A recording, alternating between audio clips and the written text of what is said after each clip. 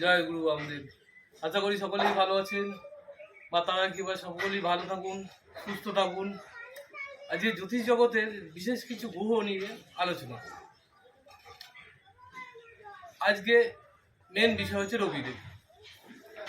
রবিদেব আমাদের সব গ্রহের পিতা বলি, আমাদের সবার পিতা বলি রবিদেব। রবি যার নিঃস্ব আছে, মান সম্মান হানি, অপযশ, অপমান সব কিছু দিক থেকেই সে পিছিয়ে থাকবে।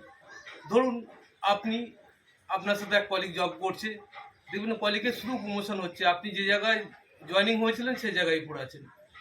তার কারণ হচ্ছে রবিদেব। আপনার রবি মারাত্মক নিচস্ত।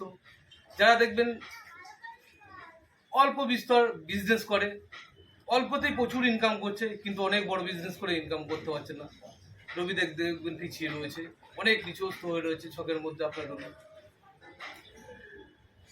আবার রবি যার উচ্চ জায়গায় রয়েছে, ভালো বক্তা, ভালো শিল্পী, ভালো গায়ক, ভালো রাজনৈতিক পদে আছে, রবিদেব যার উচ্চ স্থানে থাকবে সে সবসময় মান সম্মান নিয়ে চলবে। তার কোয়ালিটাইভের একটা আলাদা দেখবেন আপনি, চলাফেরা সব কিছুতেই আলাদা। সবসময় বিলাসবহুলভাবে সে চলবে, মান সম্মান উঁচুতে নিয়ে চলবে। তার দেখলেই বুঝতে পারবেন শারীরিক মানসিক সব দিক থেকেই সে সবসময় স্ট্রং থাকবে।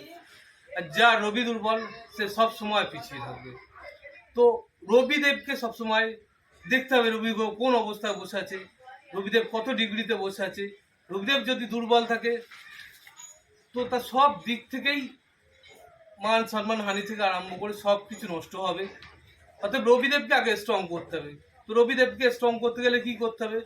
আপনাকে সকালবেলা উঠে আপনি সূর্য প্রণাম করতে পারেন, সূর্য গায়ত্রী করতে পারেন, আর না হলে যে কোনো ভালো অ্যাস্ট্রোলজি দেখিয়ে আপনার রবিদেব যাতে স্ট্রং করা যায়, রবিদেবকে যাতে আরও ভালো পাওয়ার দেওয়া যায়, আপনি সেক্ষেত্রে কবচ ব্যবহার করতে পারেন, আপনি স্টোন ব্যবহার করতে পারেন। কবচ 100% কাজ দেয়।